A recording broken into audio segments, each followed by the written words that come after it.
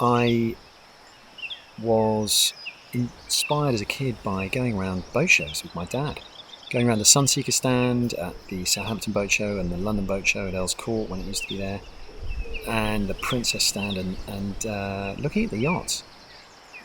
Then I did an engineering degree and was always designing the furniture rather than getting involved with all the subatomic particles. And so after leaving university, then looking at becoming a yacht skipper, I was doing my miles. I crossed back across the Atlantic, and then was getting my yacht master's ticket when I saw an advert in a magazine for yacht designer, and I thought this might be an opportunity to marry my interests. My first big break was getting a job with RWD in 2001. If I can add my second big break, which was working for Terry Disdale, the second part of my career.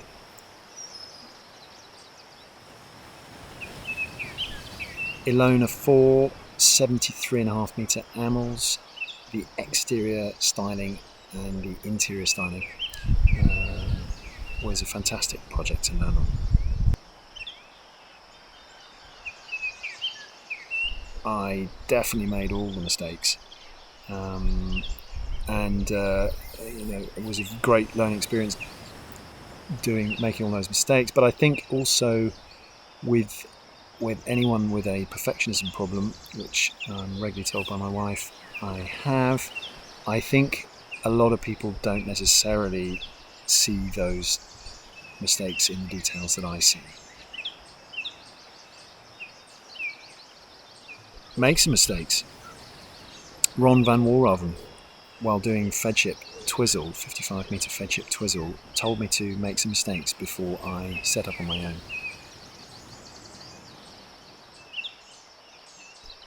Definitely for me, work-life balance. I will work all the time if I am not careful.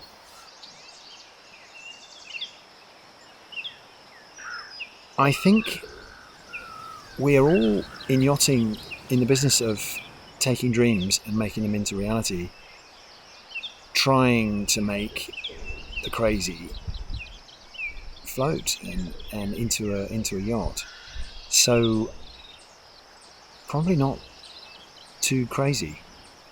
All of them have a basis in reality. I will clear my head by perhaps getting out on the water, sailing, windsurfing. Then I will discuss the problems with my wife, who's also very creative, and my team. And then I will look for inspiration in other yachts. Exteriors by John Bannenberg are always a great place to start. I love furniture by Jamie Tresera. I love products by Dieter Rams. All these greats in design. History I always find very inspirational. I love the details of why something happened. You can always find something with a reference in history. But the most inspirational part of any project for me is always the client.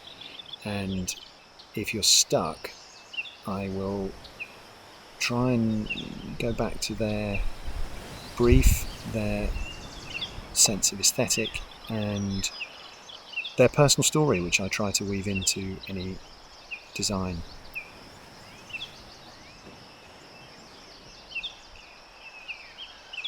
Which boat would I love to own if money were no object?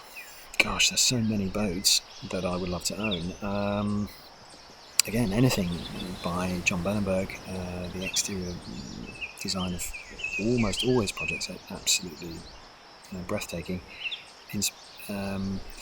I'd love to own a Riva Aquarama at some point in my life. I would love to own a J-Class, but I think Cambria, sailing yacht Cambria, is my personal favourite. And I would have to have a race crew with her, of course, as money is no object.